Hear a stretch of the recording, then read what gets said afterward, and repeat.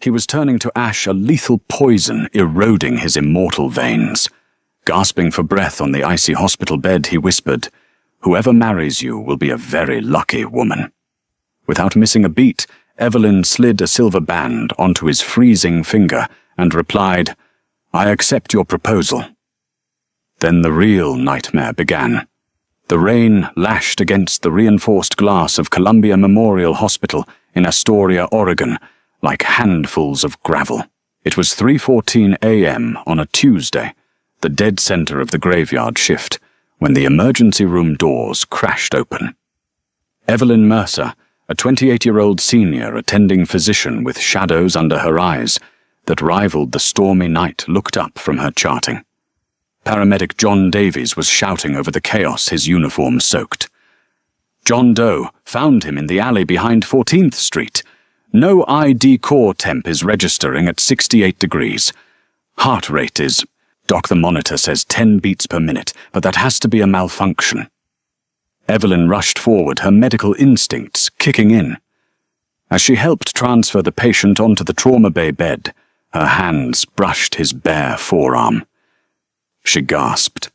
It wasn't just cold. It was like touching a block of marble left out in a winter storm. The man was breathtakingly striking sharp jawline raven hair, clinging to a pale forehead, and veins that pulsed with a faint, unnatural, dark luminescence beneath his translucent skin. Get him on a warming blanket, start a central line, and push warmed IV fluids. Evelyn ordered, though a knot of unease tightened in her stomach. Dr. Holden, get the crash cart ready. Dr. Aris Holden, a resident with a habit of panicking, struggled to find a vein. His tissue is too dense, Dr. Mercer. The needle won't penetrate properly. And look at his blood. When Evelyn finally managed to draw a sample, she froze.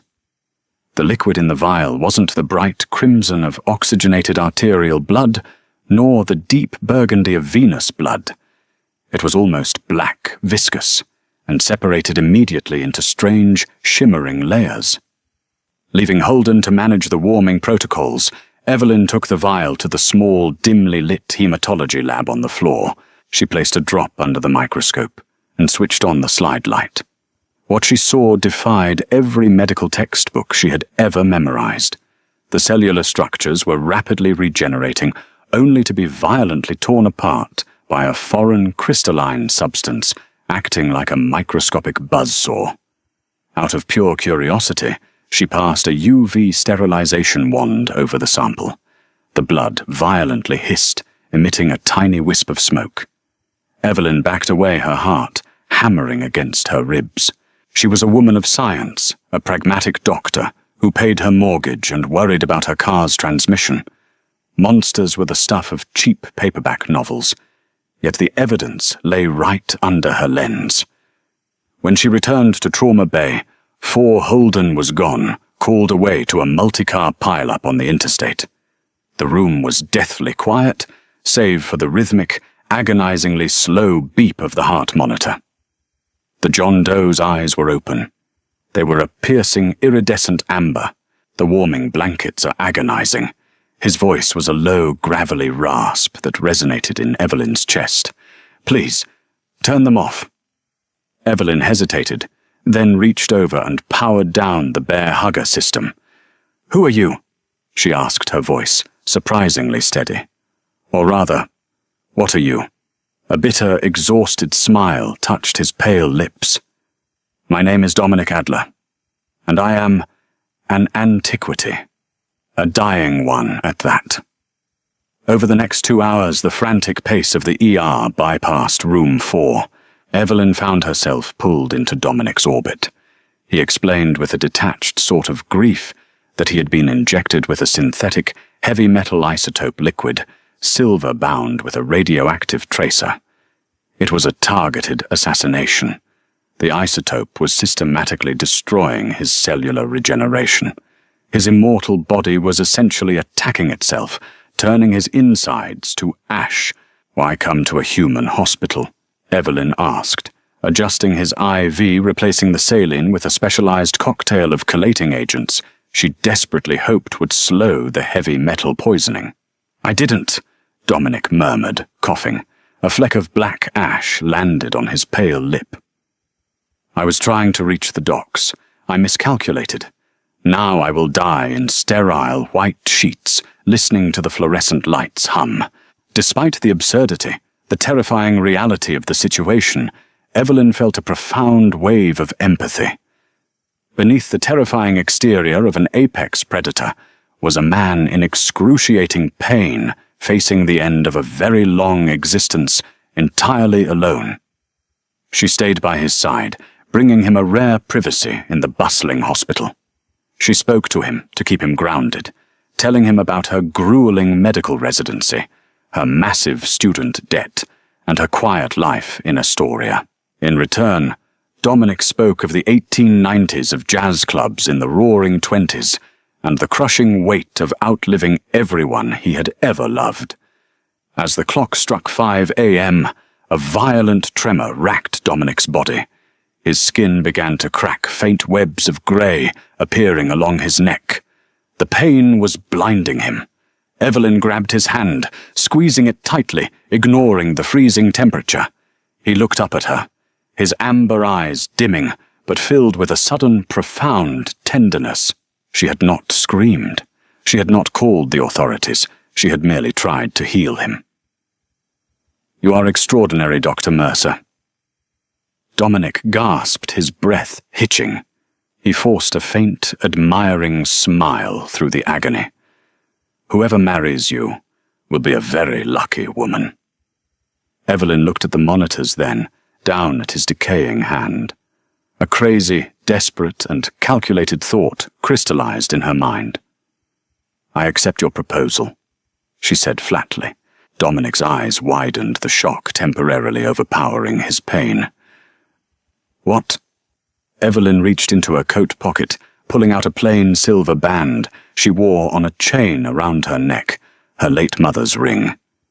She slid it off the chain and forced it onto Dominic's freezing pinky finger, the only one it would fit. "I said I accept," Evelyn repeated, her gaze locking onto his. "We're getting married. Right now." Dominic stared at the silver ring, the metal slightly burning his skin, though it was nothing compared to the isotope ravaging his veins. "Evelyn, this is madness. I am turning to dust. I will be gone before the sun crests the horizon." "Exactly," Evelyn said, her tone shifting from a compassionate caregiver to a sharply focused tactician. She turned to the computer station in the corner of the room, her fingers flying across the keyboard. "You told me earlier about the Adler Trust. You mentioned that the man who poisoned you, Victor Hastings, stands to inherit your entire estate, your properties and your archives, because he is your only remaining blood-sworn sire. Is that true?" Dominic nodded weakly, coughing up another trace of ash. "Vampiric law. The oldest surviving lineage claims the estate of the fallen. Hastings poisoned me to claim my empire in Seattle. He wants my political leverage. My death makes him untouchable. Unless," Evelyn countered, printing a series of documents from the hospital's legal database, "you have a legal human spouse. Under United States federal and state law, a spouse overrides a distant biological or blood-sworn relative, especially if a swift will is executed. If your assets are bound in human shell corporations, as you said, their human law dictates the inheritance." Dominic let out a breathless, hollow laugh. "You want my fortune? I want the Hastings pharmaceutical front dismantled," Evelyn said, her voice dropping to a fierce whisper as she approached his bed, slamming the papers onto the tray table. "Victor Hastings owns Apex Biotech. They are the ones who hiked the price of the leukemia drug my sister needed to survive last year. They priced her out of life. She died 3 months ago. If marrying a dying vampire gives me the keys to Hastings' empire and the power to liquidate his entire life's work, then yes, Dominic, I am going to be a very lucky woman." Dominic looked at the fierce, beautiful human before him. She wasn't just a merciful angel.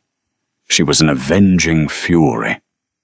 The irony was utterly poetic. Hastings had sought to take everything, and by driving Dominic into this random ER, he had unwittingly handed his empire to his own victim's sister. You understand the danger. Dominic warned, his vision beginning to blur as the grey cracks spread up his jawline. Hastings will hunt you. He will know what you have done. Let him try to fight the IRS, the SEC, and a battery of probate lawyers, Evelyn said grimly. I'll bury his company in so much legal red tape he'll wish he was dead. Now sign the marriage license. In Oregon, a hospital chaplain can solemnize a marriage in extremis without a waiting period. Evelyn paged Chaplain Thomas Miller. A sleepy, kind-faced man in his 60s arrived at room 4B 10 minutes later. He took one look at Dominic's ghastly pallor and the frantic beeping of the monitor, and assumed the young man was succumbing to a terminal illness. We need to do this quickly, Thomas, Evelyn said, holding Dominic's icy hand. The ceremony was surreal.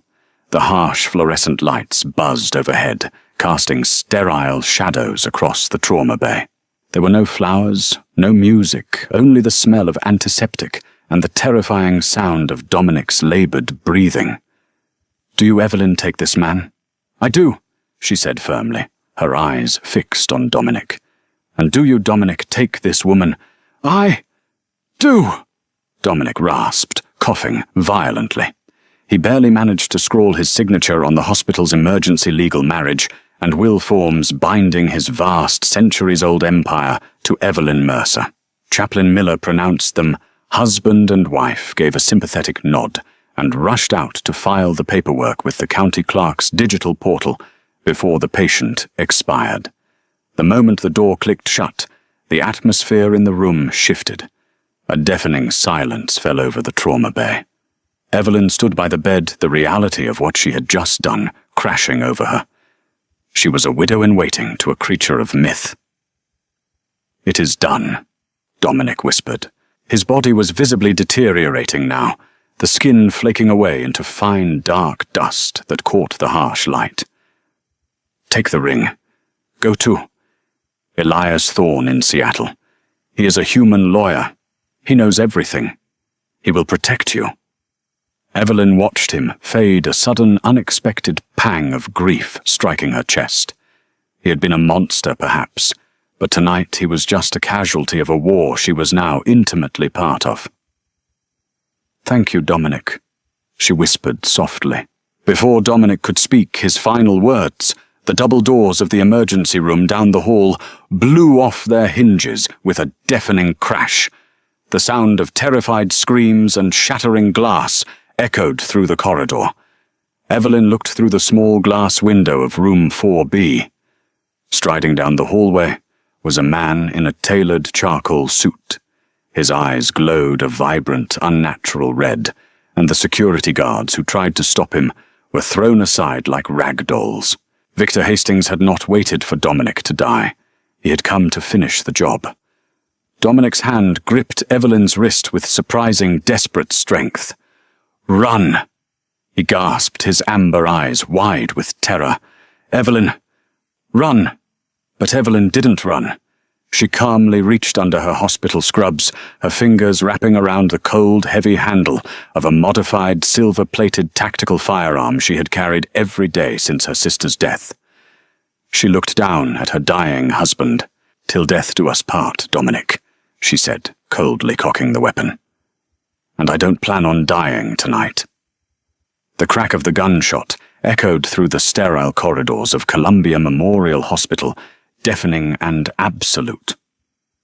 Victor Hastings had barely registered the human doctor standing over his prey before a .45 caliber hollow point bullet, hand-cast in pure silver, tore through his tailored charcoal suit and buried itself in his left shoulder.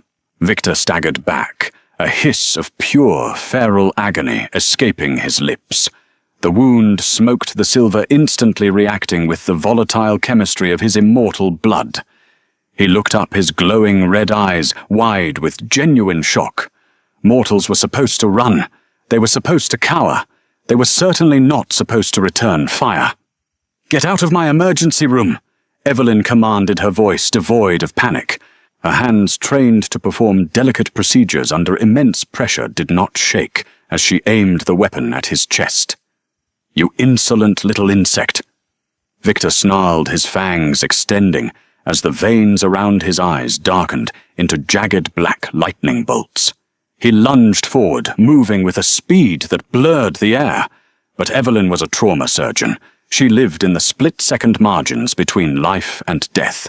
Before Victor reached the threshold of room 4B, she fired twice more, striking him in the abdomen, then swiftly turned and slammed her hand onto the emergency oxygen release valve on the wall. A highly pressurized stream of pure oxygen flooded the immediate space. She grabbed the UV sterilization wand she had brought from the lab, sparked a surgical cauterizing pen, and threw it into the oxygen-rich corridor. The resulting flashfire explosion blew Victor backward through the double doors, engulfing him in a localized inferno of bright blue flame. The sprinkler system shrieked to life, raining cold water down upon the ruined hallway. "Dominic, we are leaving." Evelyn coughed through the smoke, holstering her weapon. She turned to the bed. Dominic was barely conscious, his skin entirely grey, the heavy metal isotope nearing his heart. "I cannot walk." Dominic rasped the ashes of his own body, dusting the white sheets. "Leave me, Evelyn. You have the ring. You have the power. I am a doctor, and you are my patient. And as of 5 minutes ago, you are my husband. I don't abandon either," Evelyn stated flatly. She grabbed a portable defibrillator, a heavy-duty transport gurney, and 3 bags of the collating IV fluids. With a surge of adrenaline she didn't know she possessed, she hauled Dominic's freezing, rigid body onto the gurney. Navigating through the chaotic, waterlogged hospital, Evelyn bypassed the main corridors and took the freight elevator down to the ambulance bay. The chaos upstairs had drawn all security personnel away. An advanced life support ambulance sat idling near the loading dock, the keys dangling from the ignition. Evelyn loaded Dominic into the back, secured the stretcher, and slammed the door shut. She jumped into the driver's seat, threw the heavy vehicle into gear, and peeled out into the stormy Oregon night, the tires screeching against the wet pavement. As they sped down Interstate 5 toward Seattle, the rain washing away the blood on the windshield, Evelyn yelled into the back, "Dominic, stay with me. Tell me about Apex Biotech. If we are going to dismantle Victor's empire, I need to know where the bodies are buried." From the back, Dominic's voice was a weak, echoing whisper over the siren wail. "Apex is a farming operation. The drugs they produce for leukemia, for autoimmune diseases, they don't cure. They alter the blood. They make human blood richer, more potent for feeding. They hike the prices to force desperation, pushing patients into clinical trials where they vanish. Your sister, she was a candidate." Evelyn's grip on the steering wheel tightened until her knuckles turned white. The grief that had hollowed her out for the past 3 months transmuted instantly into a cold, diamond-hard rage. It hadn't been a failing medical system that killed Abigail. It had been a calculated harvest. "We need to reach Elias Crawford in Seattle." Dominic coughed, struggling to keep his amber eyes open. "He holds the master ledger. He is human, but his family has served the Adler Trust for a century. He can execute the marriage documents. Lock Victor out of the accounts." "Hold on, Dominic," Evelyn whispered, pressing the accelerator to the floor. "I'm going to fix this. All of it." During the 2-hour drive, Evelyn frequently reached into the back to push more collating agents into Dominic's IV. She noticed something miraculous. While the heavy metals were destroying his vampiric cells, the sheer volume of synthetic human fluids she was pumping into him was creating a temporary buffer. The decay hadn't stopped, but it had slowed. By the time the Seattle skyline appeared through the breaking storm clouds, dawn was threatening to break. They pulled into the underground parking garage of a nondescript brutalist high-rise in the financial district. Elias Crawford, a sharply dressed man in his 50s with calculating grey eyes, was waiting for them. He had tracked the ambulance's GPS the moment Evelyn had used Dominic's emergency burner phone to call ahead.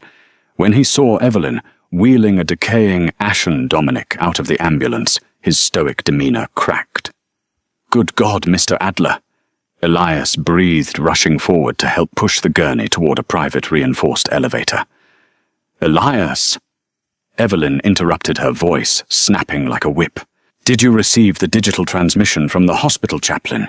Elias looked at the blood-stained, exhausted doctor, noticing the silver ring on her finger. "I did, Mrs. Adler. The marriage is legally binding. The will is activated. But Victor Hastings has already frozen the secondary accounts. He has sent mercenaries. We have less than an hour before he tracks your vehicle here." "Then we don't have an hour to hide," Evelyn said, wheeling Dominic into the high-tech medical suite hidden within Elias's penthouse. She looked down at her dying husband, then back to the lawyer. "We execute the hostile takeover right now, and I am going to prepare a very special prescription for Mr. Hastings." The penthouse was a towering fortress of reinforced steel and ballistic glass, suspended high above the waking city of Seattle. Inside the hidden medical suite, the sterile scent of antiseptic masked the metallic tang of immortal blood. Evelyn Mercer moved with a mechanical, terrifying precision. The storm had broken outside, and the first pale, bruised light of dawn was threatening to spill over the Cascade Mountains. She drew a fresh vial of blood from Dominic's unresponsive arm. The liquid was no longer blood. It was a sludgy, shimmering nightmare of decaying cells and volatile silver. The liquid isotope had almost entirely consumed his cellular structure. He was minutes, perhaps seconds away from turning into pure ash on the steel examination table. But Evelyn was a woman of science, and science was about manipulating reactions. She carried the vial to Elias's state-of-the-art centrifuge, locking it into the rotor. She didn't want to extract the poison to save Dominic. It was far too deeply integrated into his tissues for a simple dialysis. Instead, she needed to isolate the reaction. If Victor Hastings shared a similar immortal physiology, the heavy metal isotope would be highly contagious, provided it was introduced directly and aggressively into his bloodstream. "Elias!" Evelyn called out, her voice cutting through the hum of the medical machinery. Her eyes were glued to the digital readout of the centrifuge. "Transfer all of Apex Biotech's liquid assets to the Adler Trust Shell Corporations. Do it immediately. Leave him with absolutely nothing." In the adjacent living room, Elias Crawford's fingers flew across a massive, glowing terminal. "I'm initiating the hostile probate protocols now," the lawyer shouted back, his voice tight with adrenaline. "Because you are the legally recognized human spouse, state law triggers an automatic injunction against Victor's blood-sworn claims. The offshore banks are locking him out. His security access codes to the pharmaceutical manufacturing facilities are being systematically revoked and reassigned to you as we speak." "He's going to feel that," Evelyn muttered. The centrifuge dinged. She extracted the vial, now separated into layers.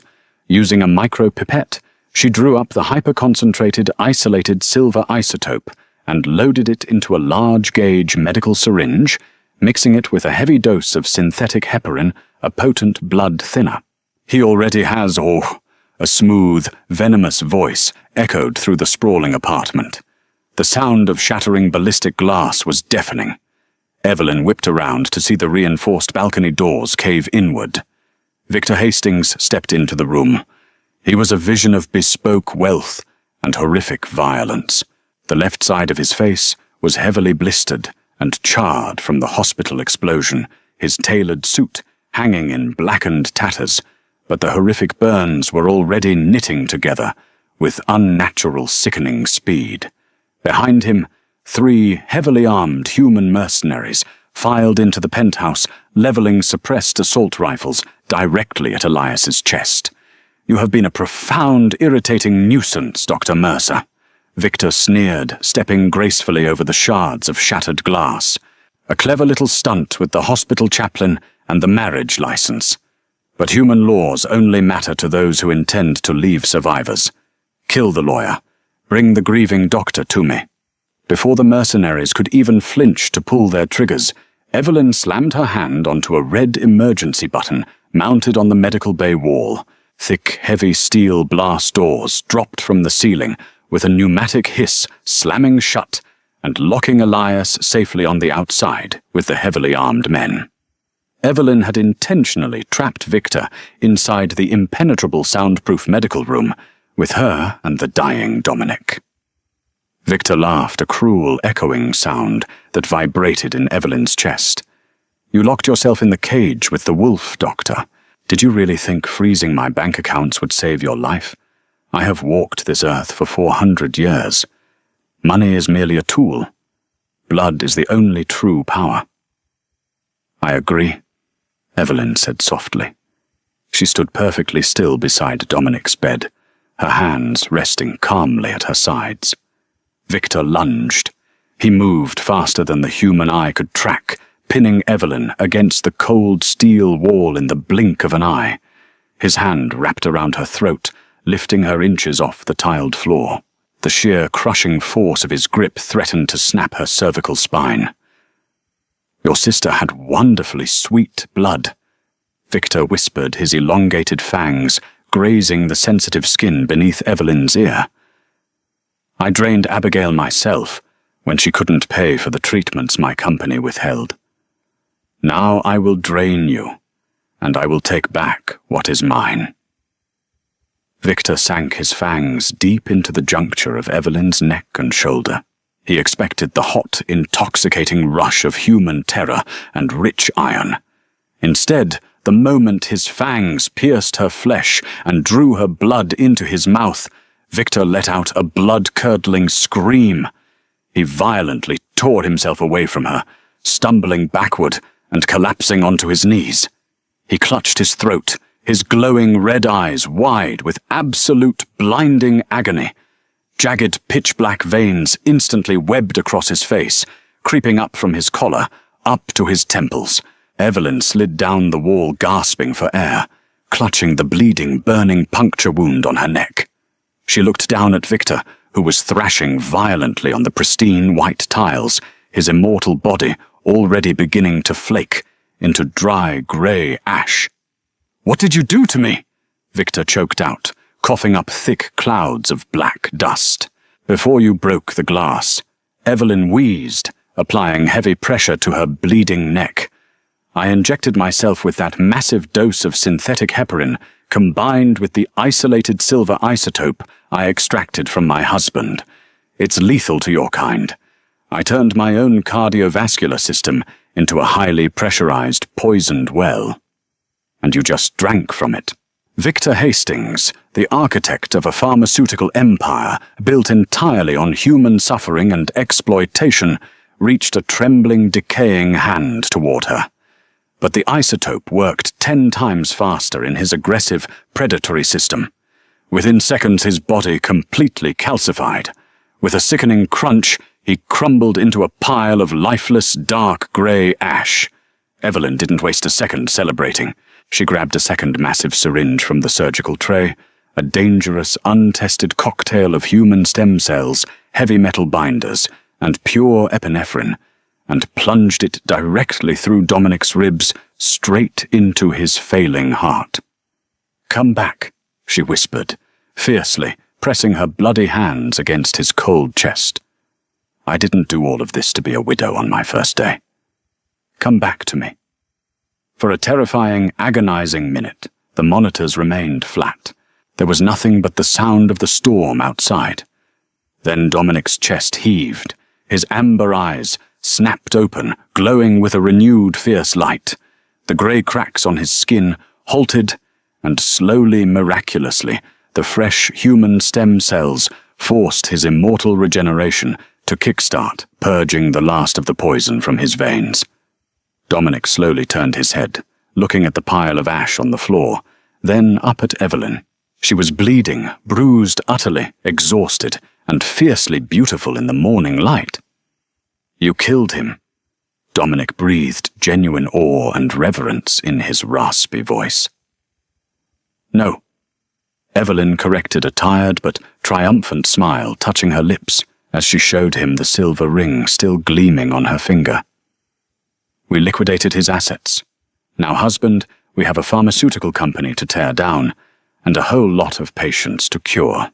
Tour." Evelyn Mercer thought her life ended when she lost her sister, but stepping into the dark, hidden world of vampires gave her the ultimate power to fight back. Sometimes the most dangerous predator in the room isn't the monster, it's a doctor, with nothing to lose and everything to avenge. If you were hooked by Evelyn and Dominic's deadly romance and ruthless revenge, hit that like button, share this story with your friends, and subscribe for more thrilling, dark romances. What would you do in Evelyn's shoes? Let us know in the comments.